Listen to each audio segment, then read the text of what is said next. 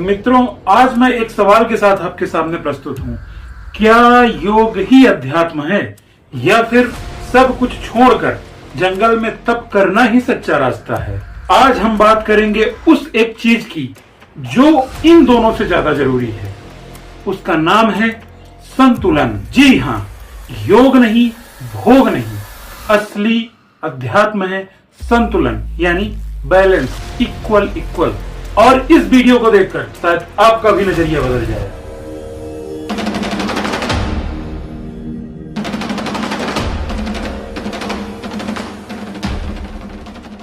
नमस्कार दोस्तों, मैं सुभाष मिश्रा और आपका स्वागत करता हूं हमारे चैनल सुभाष मिश्रा अध्यात्म फिट पर।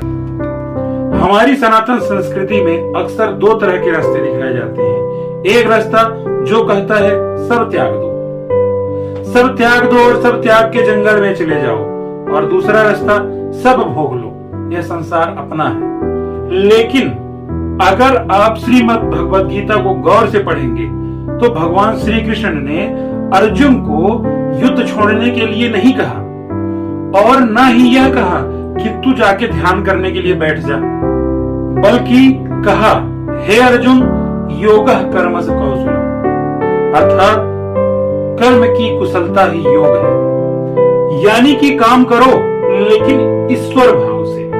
यही संतुलन है। त्याग और भोग दोनों के परे है संतुलन। आज की जीवन शैली पूरी तरह से आर्य पार में उतारू हो गई है। आज हम या तो एक्सट्रीम योगा कर रहे हैं, इंटरमीडिएट फास्टिंग कर रहे हैं, 4 बजे सुबह उठ के बैडमिंटन खेलने जा रहे हैं, दौड़ने जा रहे हैं, भागने जा रहे हैं, योगा कर रहे हैं, ध्यान कर रहे हैं, 100 डे चैलेंज पूरा कर रहे हैं, या फिर पूरी तरह से भोग में डूबे हुए नेटफ्लिक्स देख रहे हैं, इंस्टाग्राम चला रहे हैं, फेसबुक पे रील स्क्रॉल कर रहे हैं, 3 दिन भर 5-5, 6-6 घंटे रील स्क्रॉल कर रहे हैं। इस दौड़ में हम लाइफ को बैलेंस करना ही भूल गए हैं। ब्रह्मचर्य को बैलेंस करना भूल गए हैं। ब्रह्मचर्य का मतलब सिर्फ वासना से दूर रहना नहीं है, अपनी ऊर्जा का संरक्षण करना ही ब्रह्मचर्य है। जो भी चीज हमें सबसे ज्यादा नीचे खींचती है, अपने लक्ष्य की ओर ध्यान केंद्रित करने से बाधित करती है, चाहे वह ज्यादा सोना हो, चाहे वह सबसे ज्यादा डिजिटल स्क्रीन टाइमिंग हो, या फिर इंद्रियां, भोग और वासना के पीछे भागना हो, उसे संतुलित करना ही असल ब्रह्मचर्य है और वही लाइफ को बैलेंस करता है। पतंजलि के योग सूत्र 238 में कहा गया है, ब्रह्मचर्य प्रतिष्ठायाम वीर्यलाभः, अर्थात जब ब्रह्मचर्य में स्थिरता आती है तब महान ऊर्जा की प्राप्ति होती है। और संतुलन वही है जो आपको अध्यात्म के रास्ते पर टिकाता है, क्योंकि जो अपनी ऊर्जा को रोकना जानता है वही उस ऊर्जा को ऊपर भी उठा सकता है, और वही व्यक्ति ही उस संचित ऊर्जा का लाभ भी ले सकता है। ब्रह्मचर्य का मतलब है कि खुद को इतना संभालना कि आत्मा खिल उठे। जीवन को संतुलित करने के लिए योग और ध्यान की विशेष आवश्यकता होती है। इसका मतलब ये नहीं कि आप पूरी तरीके से अपने काम को छोड़ करके योग में शिफ्ट हो जाओ, ध्यान में शिफ्ट हो जाओ। इसी विषय पर एक कहानी याद आती है। एक बार एक साधु ने एक किसान से पूछा, तुम दिन भर हल चलाते हो, खेत में काम करते हो, योग और ध्यान कब करते हो? क्योंकि जीवन में संतुलन की आवश्यकता तो हर किसी को होती है। तो इसी विषय को ध्यान में रखते हुए एक साधु ने किसान से पूछ लिया कि तुम ध्यान और योग कब करते हो? दिन भर तो खेत में रहते हो। तब किसान ने बहुत अच्छा जवाब दिया।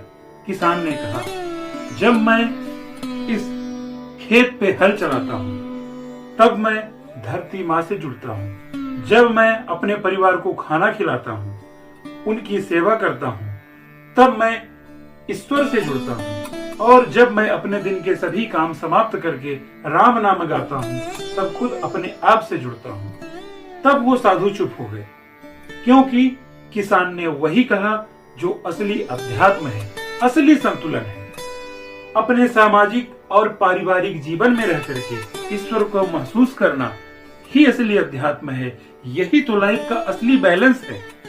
ना तो पूरी तरह से त्याग में खो जाना और ना ही पूरी तरह से भोग में बह जाना। लाइफ को बैलेंस करना ही ध्यान है। लाइफ को बैलेंस करना ही अध्यात्म है। यही तो जीवन का असली संतुलन है।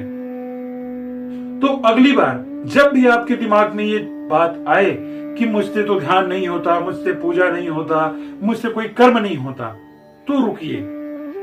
आप अपने आप को जज मत कीजिए।